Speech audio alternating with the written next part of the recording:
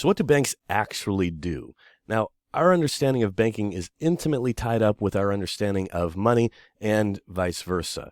Recall that in the neoclassical view, money is some scarce commodity with intrinsic value, something like gold, or at least it represents something like that, or at least it originally did.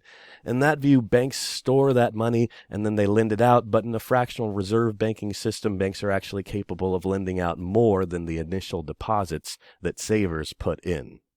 But what I want to talk about here is a fundamentally different view of both money and banks. In this view, we'll call this the heterodox or maybe the post-Keynesian view. Money isn't a thing like gold, a scarce commodity. Rather, money is both a unit of account and, most importantly here, an IOU. That is a relationship between a debtor, the I in the IOU, and a creditor, the U in the IOU, where the debtor owes the creditor. From this heterodox view, banks facilitate the creation, the exchange, as well as the settlement of these IOUs, and that first part in that series there is not a mistake. In this view, banks can actually create money.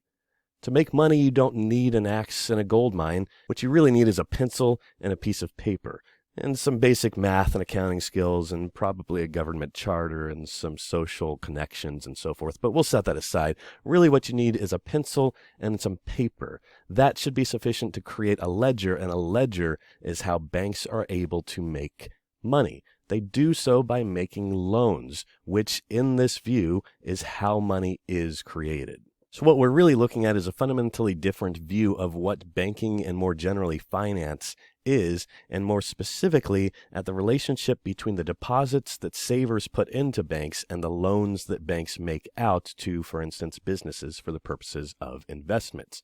Recall that in the neoclassical view, deposits, that is to say savings, become loans. They become investments. In this heterodox, this post-Keynesian perspective, this alternative, loans actually creates deposits. This indicates a fundamental role then for banking in capitalist economies, what we might call monetary production economies. From this alternative, this heterodox view, banks create the money that allows for the investment necessary to produce and hence to employ workers and hence to create income.